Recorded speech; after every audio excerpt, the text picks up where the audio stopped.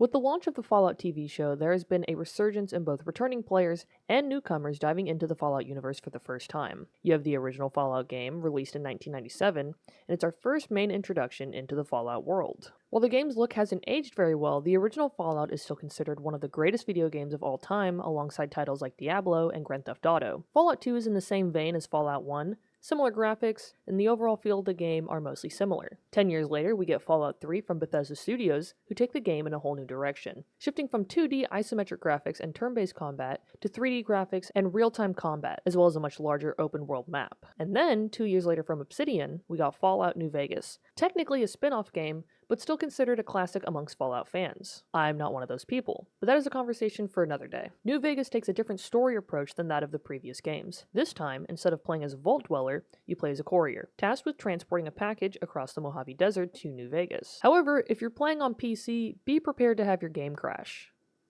A lot. 5 years later, after New Vegas, we get Fallout 4. It generated $750 million in the first 24 hours of release. It received many awards, such as Best Game in 2016 from the BAFTA Game Award, and Best Role-Playing Game in 2015 from E3. Many game mechanics were improved upon in the Fallout series from New Vegas to 4. And then finally, we have the most recent Fallout game, Fallout 76, which took the game in a slightly different direction, making it an MMORPG rather than the normal single-player experience. At launch, the game was less than ideal when it came to the stability of the game, but since its launch in November of 2018, the game has vastly improved in quality and has seen a bump in player base since the release of the show. And with this influx of new players, many people ask, which Fallout game should I start with as a new player? Very few people will suggest 1 or 2, some will say 76, and probably get picked apart for it, but the biggest rift is that between New Vegas and 4 players. New Vegas players will swear up and down that it is the best of the series, and that 4 is a heaping pile of garbage, it's a buggy mess, and it's not even worth the time of day. Now, I will say, 4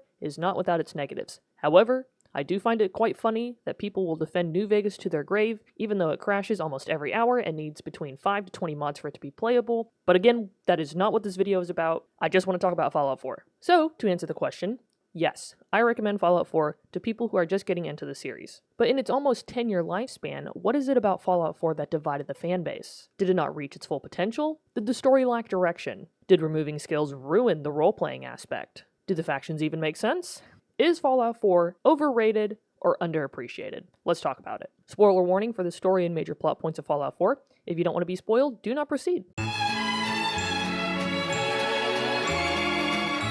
A big complaint that most have about 4 is that the story felt empty but too rigid. When choosing your character, depending on whether you choose to be a man or a woman, you are either a war veteran or a lawyer. Okay, so that takes a bit of the fun out of the role-playing aspect of the game, but we can move forward. You only get about 10 minutes of gameplay where you interact with your spouse and Sean, your baby, before you are cryogenically frozen in Vault 111. Hell, you end up having more of a conversation with the Vault Tech representative when he comes knocking on your door for you to fill out your special stats. And when the time comes and you're defrosted, your spouse shot, and Sean is stolen, you as the player feel almost nothing. After this happens, you are refrozen and then reawakened on October 23rd, 2287. Now initially, you as the player are unaware of how much time has passed between 1, being frozen in 2077, the day the bombs fell, and then when Sean is taken. And then also 2, from when Sean is taken, and you are reawoken the second time 210 years later. All we know is that it's been 110 years since the bombs fell, and that Sean was taken somewhere in the middle of those 210 years. So now we have finally awakened, we're pissed off about our spouse being murdered and our baby taken. Where do we go from here? Well, you make your way back to where you used to live, Sanctuary Hills. You find Cogsworth, your robot butler from 200 years ago, who is somehow still functioning, and the only emotion that you can give him is, well, anger. Your only choice is to be upset and express the want to find Sean. Codsworth suggests going to a town named Concord to try and find other people. While this quest is technically skippable, most new players will be following this first main quest line to a T. The quest will be the first interaction you have with enemies, and if you're playing as the male survivor, it would make sense that you would be equipped to deal with gunfights and general violence. However, playing as the female survivor, this doesn't quite add up story-wise, but I guess at that point, you're just being nitpicky. The conclusion to this first quest is meeting Preston Garvey and escorting the Minutemen group back to Sanctuary Hills. The Minutemen being one of the 4 factions. But kind of not really, but also sort of, we'll talk about that later. However, before you can start your journey back to Sanctuary Hills, you must first fight an overpowered enemy that will surely kill you if you don't run away. Oh, the game gives you a suit of power armor? And you also get a minigun? Oh, well, that was kind of anticlimactic. But surely the journey back to Sanctuary Hills would be cool. I can just fast travel back and wait for Preston and the group to show up? Oh, Okay. From here, your options are to either talk more to Preston or to head to Diamond City because Miss Mama Murphy the druggie with the ability to see the future told you to. A lot of people have a huge problem with Mama Murphy because she acts as a puppet to recite information that the writing team came up with. It basically eliminates the need for complex storytelling because you can just, well, blatantly tell the player what they need to do next in the form of the prophecy. You don't have to listen to her, as she is more of a crutch to be used by people who are having a hard time understanding what the next main objective is for the game. Personally, I just like to stuff her full of chems until she inevitably dies from overdosing. That sounded way more messed up now that I've said it out loud. Sorry. Moving on from this is where the story and quests kind of get jumbled. Typically, you won't be at a high enough level to deal with some of the enemies that are on the way from Sanctuary Hills to Diamond City, so you are almost expected to get caught up doing side quests to beef up your character. This is one area where I think the story of Fallout 4 truly shines. There are a lot of fun side quests to do that add to the lore and background of the Fallout universe. Quests like Last Voyage of the USS Constitution, The Devil's Due, and my personal favorite, Kid in a Fridge. Once you do finally arrive in Diamond City, you are pushed to seek out the city detective. But oh no, apparently he's been kidnapped, and there isn't a single person who can save him except for you. Oh, and he's also a synth, but you don't know anything about the Institute, just that it's the quote-unquote boogeyman of the wasteland. After rescuing Nick, he asks you questions to help narrow down who could have kidnapped your son. All dialogue options inevitably lead to Nick determining that the Institute is at hand for stealing Sean. You give Nick identifying information about the main man who killed your spouse, quoting, "Bald head, scar across his left eye." And of course, Nick knows exactly who that is, and wow, it turns out he had bought a house in Diamond City? And what's that? He had a kid with him? That's crazy! If Kellogg stuck out this much, why is it that Nick is the only NPC that was able to give us this information? Piper is technically the first NPC we meet in relation to Diamond City, and we even tell her about our missing kid, but we aren't given any other dialogue options beyond that. Piper is a journalist, but her involvement in the overall story feels extremely surface level. I feel as though the story could have progressed the same had Piper been given a similar position as Valentine, up until you kill Kellogg and use Nick to look into his memories. Once you look into Kellogg's memories is where I feel the game gets put into an almost rushing state. It is at this point that you become aware of truly how much time has possibly passed by Sean being almost 10 years old in Kellogg's memories. You are then immediately thrusted into the glowing sea to find Virgil, an Institute scientist who, accidentally, got turned into a super mutant that gives you information to possibly get into the Institute. This is where you get to make the first big choice of which faction you would like help from to build this machine that teleports you in and out of the Institute. Here's where the factions can become somewhat of a pain. If you ask Preston and the Minutemen for help, but haven't completed enough of his quest to help other settlements, he'll basically tell you, too bad,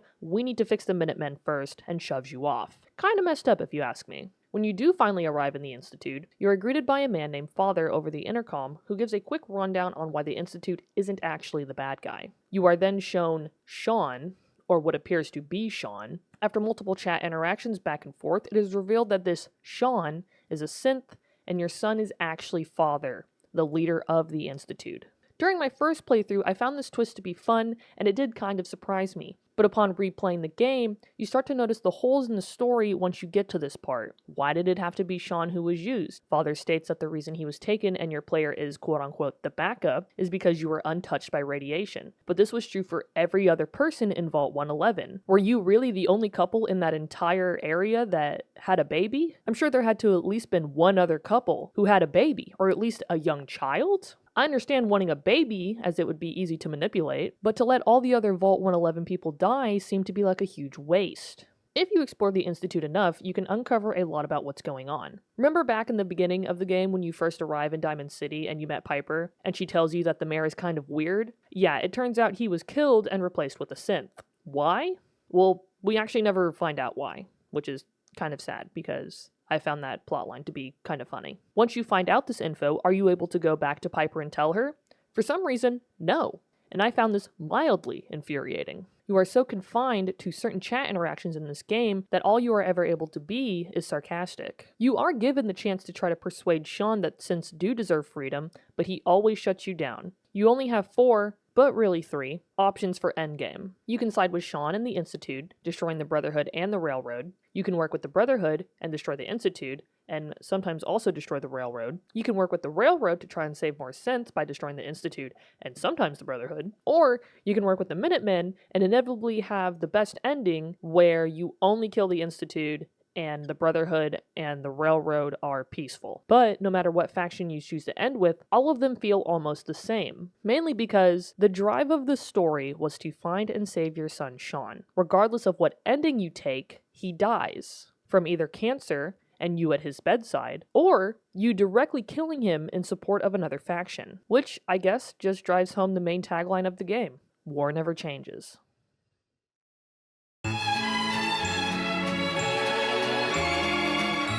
Another complaint that many have with Fallout 4 is the new perk/skill system. In previous titles like New Vegas and 3, your special points were separate from skills. In 4, you receive 1 point each time you level up to go towards either a perk or a point into your special stats. The biggest problem with this is that now perks are directly tied to how many special points you have in each skill. For example, this means that if you were to want the strong back perk under strength, you would have to get your strength special skill to 6 before getting to unlock the perk. Now, this isn't too huge of a deal, but if you were a new player with no knowledge about how this system works, you may have not put many points into your strength skill at the beginning of the game. So now you have to use level up points towards leveling your strength up first, then you can put points into the strong back perk. Fallout 4 also changed the way it splits combat styles. Before, it was split between guns, energy weapons, explosives, melee, and unarmed. With Fallout 4, these skills are split under different special stats, such as heavy guns and melee being under the strength skill, and non-automatic pistols under the agility skill. In Bethesda's attempt to merge skills and perks, they wanted the perk system to become more simplified and streamlined, but instead, all it did was decrease the number of perks and destroyed any sort of flexibility you could have when building your character up over time. In previous titles, certain game mechanics were dependent on a combination of special stats and skills,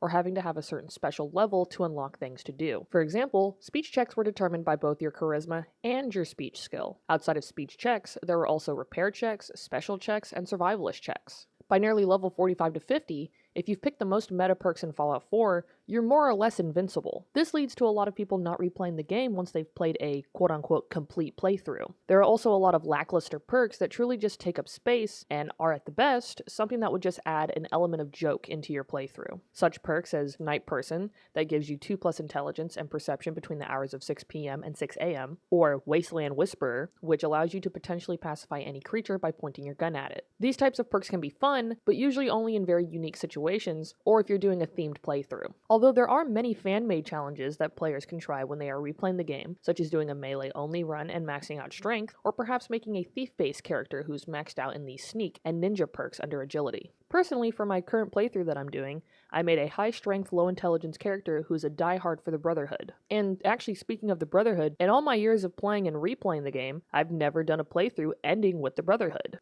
Let me explain.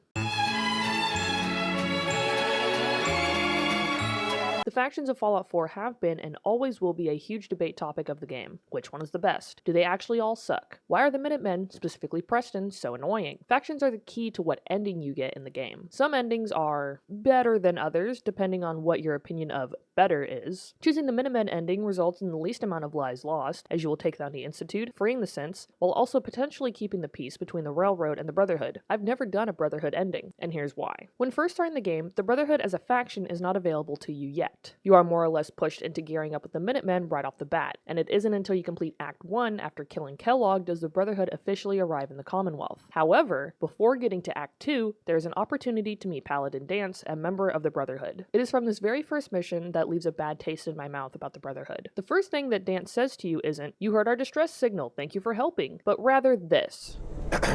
We appreciate the assistance, civilian, but what's your business here?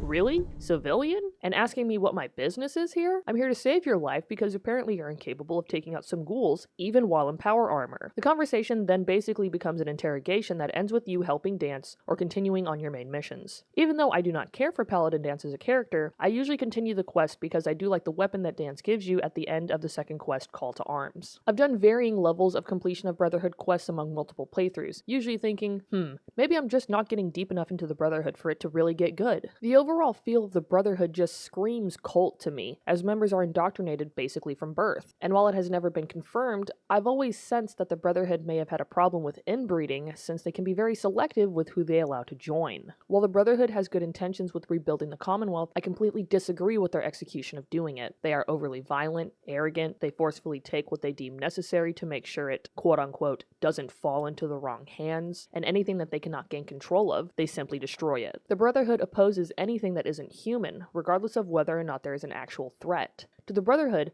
a sane ghoul, like Hancock, someone who's affected by radiation but is still sound of mind, is the same thing as a feral ghoul. Supermutants that aren't violent, like Strong or Virgil, doesn't matter to the Brotherhood, they all deserve to die. In fact, there are only two companions who will be joyful if you kill Virgil at any point in his quest, and that's Strong and Dance. And even worse, Dance is the only companion that will be joyful if you tell Virgil to off himself. Overall, the Brotherhood comes off as bigoted and elitist, especially compared to that of the Minutemen or the Railroad, but these factions are also not without their faults. With the Railroad, their message and goal is very clear. They think the Institute is evil and that synths deserve free will and the right to do whatever they choose to do with their life. However, it seems that the Railroad doesn't think much past the saving and escape of the synth. What comes next? We have the entire wasteland falling apart, real people being kidnapped and replaced with synths, raiders pillaging peaceful settlements, super mutants being hyper-aggressive by nature. But the Railroad wants to focus on almost human robots. Their goal of saving the Commonwealth just isn't realistic. They may have a small but well-equipped fighting force, but compared to that of the Brotherhood, or even just regular raiders, I don't believe that the Railroad could truly stand a chance in running the Commonwealth, even with the sole survivor's help. Overall, as a faction, they mean well, but it just doesn't seem believable in the grand scheme of things. And then of course we have the Minutemen. A great concept, but lacking due to an underdeveloped story. This isn't even referring to the lore of the faction. Before the events of 4, the Minutemen were a prominent group that were taken out over time. The group first rose to power in 2180, over 100 years before the sole survivor exited Vault 111. They defended Diamond City against a super mutant attack, held control of the castle in South Boston after the massacre of the CPG, or Commonwealth Provisional Government, until 2240 when they were attacked by a giant creature that emerged from the ocean. When Joe Becker, their last general, died, did things really start to come crashing down. Without Becker as general, rivalries rose between different groups within the faction. This caused many members to leave the group entirely. This then snowballed into the Minutemen losing control of the city of Quincy to a group of gunners. From Quincy, a surviving group of about 20 people under the command of Preston Garvey made their way to Concord, where they were held up inside of the Museum of Freedom, defending from a group of raiders. This is where you find the group in need of help, but if you so choose to, you can completely skip helping them. In fact, there is little to no change in the story of the game if you decide to skip saving them, and many people suggest doing a playthrough where you do just that. Even if you skip the Minutemen, you can still discover and build settlements, so unless you care about having Preston as a companion, most people don't, you will be completely safe skipping out on them. And finally, we have the Institute. Founded in 2110, 33 years after the bombs dropped, by the survivors of the Commonwealth Institute of Technology. Unlike the other factions, the Institute's presence is much more secretive, with looming threats to the people of the Commonwealth, hence the Institute being nicknamed the Boogeyman of the Wasteland. The Institute is the main driving faction of the whole game. You come to learn that they are the reason for your son's kidnapping, with the twist that it turns out it had been a lot longer than you had thought since Sean was stolen. So long, in fact, that Sean is now elderly, and unfortunately near the end of the game, he also has cancer. Seems like even if a person is raised in almost perfect conditions like that of the Institute, you can still get regular old cancer and die. The overall goal of the Institute is to advance human civilization, utilizing scientific and technological discoveries. So they replace people on the surface with synths to keep the Commonwealth safe? The line of thinking doesn't quite make sense, but that seems to be a running theme with the overall story of the game. As the sole survivor, if you side with the Institute, Sean will name you as his successor. What comes after this? Well, nothing. You become the director of the Institute and can't do any sort of directing. The Institute just continues with its regular proceedings and you aren't given a chance to give any sort of input. It's quite lame, and in my opinion, I think it would have greatly improved the longevity of the game. Fans could argue for hours about what they would change about Fallout 4. The story, the role-playing, the dialogue, the perk skill system, settlement building, factions, the list goes on. Let's focus on a few of these, starting with arguably the most important, the story. It feels poorly written, lacking direction, especially once you enter Act 3, where it seems like the game wants you to speedrun the last few main missions. My biggest gripe with the story is that the twist of Sean being the leader of the Institute comes too quickly. I would have liked to see a bit more relationship building between Sean and the sole survivor before he reveals. As the player, I didn't feel as deep of a connection to Sean as the writers of the story were hoping for. If you continue to work with the Institute, Sean eventually tells you that he was the one who released you from Vault 111, not specifically to have a reunion, but simply to see if you would survive. I feel as though if there had been a route for Sean to have any sort of redemption arc, it would have made the connection that you as the player are supposed to have with him at least last a tad bit longer. That is, if you think the Institute is in the wrong. But how about settlement building? It feels forced, but also somehow extremely unimportant. Most players rescue Preston and the Minutemen from Concord, which leads to their settling in Sanctuary. From here, it is almost a never-ending series of quest markers to help settlements. How many settlements do you think there are, spread across the Commonwealth? Without Googling it, I want you to take a guess. It's 30, and that does not include the settlements you get from DLCs. In base game alone, there are 30 settlements. I feel like the settlement building could have been much better received if there had just been fewer settlements to help/unlock. In each settlement, you are tasked with providing adequate food, water, power, defense and safety, beds, and overall happiness. Sounds relatively simple. In theory, yes, but trying to keep more than 3 to 4 settlements happy at the same time is no easy task. Which is why I just find it extremely overkill to have so many settlements. Knock the number down from 30 to, let's say, 10? Perhaps I would have dabbled more in settlement building because then it would feel like I'm building something. Perhaps Preston would also have more to contribute than just telling us another settlement needs our help. Another reoccurring theme in this game seems to be just that. Quantity over quality. There is so much to do in this game. With the added DLC, at least 412 marked locations, 272 quests, a plethora of weapons, explosives, armors, and clothing, enough companions for every day of the week, and so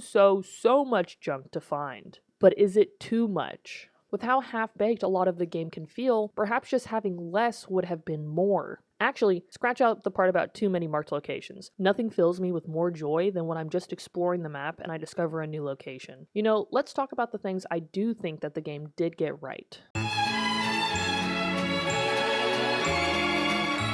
Now, I know that it seems like my opinion of Fallout 4 up to this point gives the appearance that I find it less than favorable, but I do believe this game made many strides in improvement from its previous games of New Vegas and 3, starting with power armor. Fallout 4 beefed up power armor, making it more of a weapon than just something you wear over your main clothes or armor. With multiple, but not too many, different variants of armor to find and upgrade, and the ability to mismatch different parts on one frame, you can create your ultimate powerhouse of a suit. Finding fusion cores can be a slightly slow start, but if you know where to look, you can amass a huge stockpile of them and almost permanently run around in a power armor suit. Most companions can also wear a suit. Just be careful about leaving a suit with a fusion core lying around at a settlement. Some settlers will take it upon themselves to use it if there's an incoming attack. And looping back around to settlements, I know that I just said that there are too many to save and that it feels forced but also unimportant, but I think in general that the idea was neat. There is a theory that settlement building in Fallout 4 was a test drive for the camp system that is present in Fallout 76, but there's never been confirmation for such a claim. There are many mods that you can utilize to make settlement building a better experience. Scrap Everything is a mod that does exactly what it says. You can scrap everything in a settlement. When I do partake in a bit of settlement building, this is a necessity to get things looking the way I want them to. Mods in general have added an immense replayability to the game, although I would recommend if it is your first time playing the game, do it with no mods so you get a normal and true vanilla game experience. Typically, I don't play with mods, and if I do,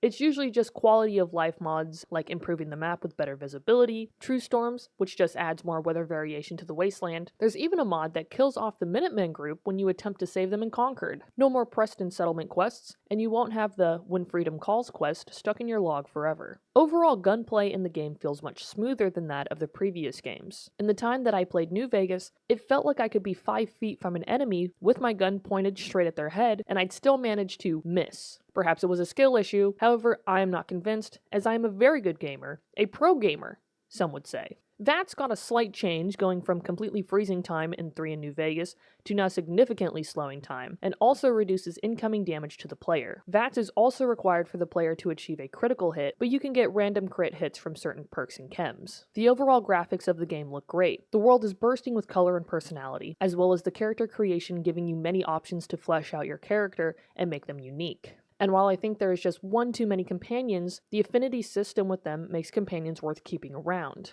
You can mold your playing style to try to appeal to a certain companion to reach max affinity with them, which results in you getting a special perk that is only obtainable from that companion. Most companions even have personal quests that become unlocked when you reach a certain affinity with them. And finally, the DLC. Adding well over another 20 hours of gameplay across the 4 main DLCs, plus workshops that added many new items and features for settlement building. Discover Nuka World Amusement Park, now taken over by raiders, where you become the new overboss. Or perhaps you want to help a mother and father find their daughter, who has run off to Far Harbor, an island north of the Commonwealth that holds 3 factions that are at odds with each other. You can now even build and run your own vault, complete with special settlement building objects that allow you to run experiments on unsuspecting vault dwellers. I think the DLCs were very well done, and added such fun and expanding story elements to the main game, specifically Nuka World and Far Harbor, with each of these DLCs getting its own dedicated map that you travel to outside of the Commonwealth. It makes each area its own thing. At the Nuka World Amusement Park, getting the choice to side with and lead a group of raiders to just be an absolute asshole in the Commonwealth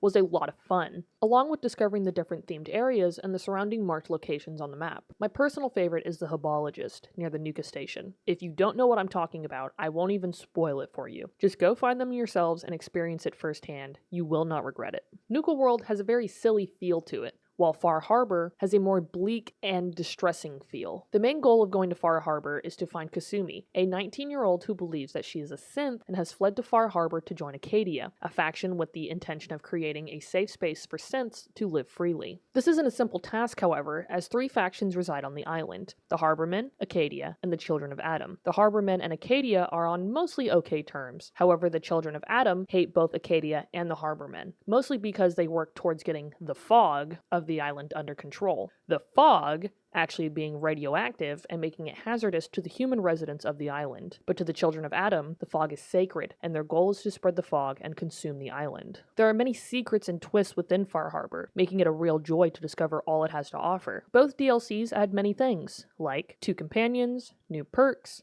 new variations of enemies, as well as completely new monsters, and many quests. Had Bethesda maybe added another major DLC for the game in 2017, it could have possibly lengthened the replayability of the game.